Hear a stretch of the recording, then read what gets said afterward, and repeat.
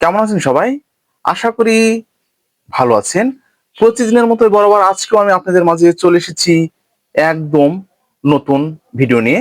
তো আমাদের আজকের ভিডিও একটু অন্য ধরনের।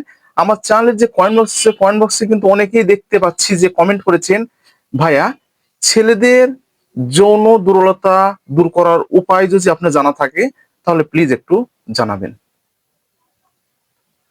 তো সেই বন্ধুদের অনুরোধে কিন্তু আজকের এই ভিডিওটা তৈরি করা হচ্ছে।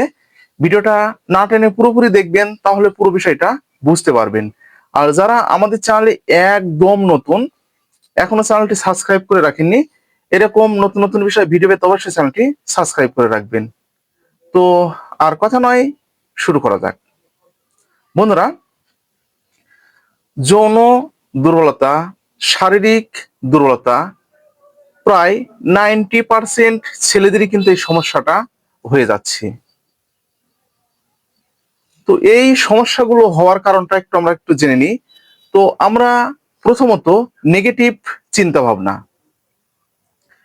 মোবাইলে নেগেটিভ ভিডিওগুলো দেখা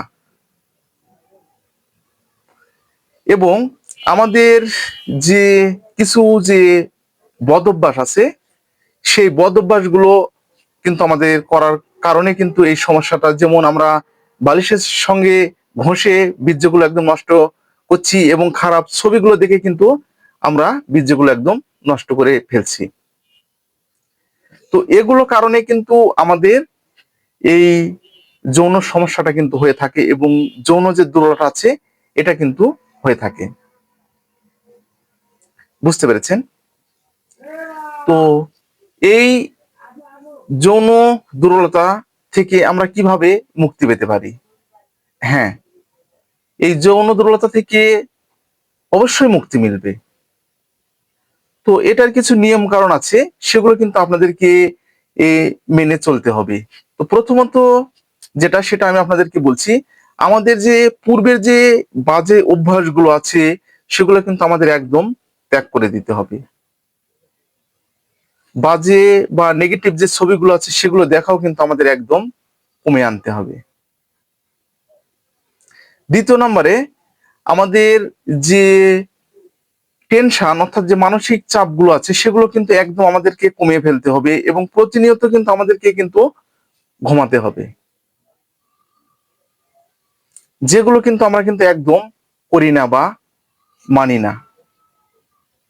এগুলো কিন্তু আমাদেরকে কিন্তু রুটিন অনুযায়ী কিন্তু মেনে চলতে হবে। এর পাশাপাশি আমাদেরকে পরিষ্কার পরিচ্ছন্নতা আমাদেরকে থাকতে হবে। তৃতীয় নম্বরে যে বিষয়টা আপনাদেরকে কিন্তু না বললেই নয়, তো সে বিষয়টা আপনাদের হচ্ছে যে আপনাদের মনোবলটা কিন্তু একদম বাড়াতে হবে। আপনারা কিন্তু অনেকেই চেষ্টা না করতে কিন্তু আপনারা কিন্তু অনেকেই মনে করেন যে এটা আমার দ্বারা হবে না বা আমি কিন্তু এটা একদম পারবো না। এই যে একটা দুর্বলতা ভাব, এটা কিন্তু আপনাদেরকে দূর করতে হবে। এটা দূর করার পরে আপনাদের ভিতরে কিন্তু একটা সাহস কিন্তু আনতে হবে যে আমার দ্বারা হবেই। আর আপনারা যখন মিলামেশা করতে যাবেন, আপনারা কিন্তু সে সময় একদম তাড়াহুড়ো কিন্তু একদম করা যাবে না। আপনারা অনেকেই তাড়াহুড়া করছেন বা তাড়াতাড়ি যে কাজটা করার চেষ্টা করছেন, এটা কিন্তু একদম কিন্তু করা যাবে না। আপনাদের একদম সময় নিয়ে এবং টাইম নিয়ে কিন্তু কাজটা আপনাদেরকে শেষ করতে হবে। তাহলে কিন্তু আপনারা কিন্তু এই সমস্যাগুলো কিন্তু সমাধান করতে পারবেন।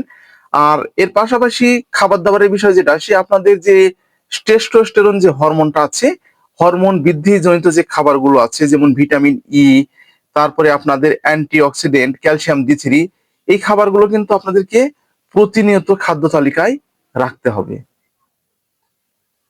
আর সমস্যা যদি আপনাদের একদম বেশি হয়ে যায়, তাহলে আমি বলবো অবশ্যই একজন চিকিৎসকের পরামর্শ নেবেন। চিকিৎসকের পরামর্শ অনুযায়ী আপনাদেরকে কিন্তু যে কিছু টেস্ট দিবে, সেই টেস্ট আপনাদেরকে কিন্তু করতে হবে।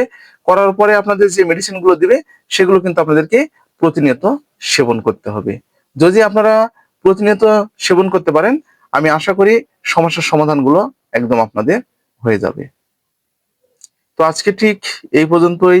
ভিডিওটা যদি আপনাদের উপকারে আসে তাহলে বেশি বেশি করে শেয়ার করবেন যেন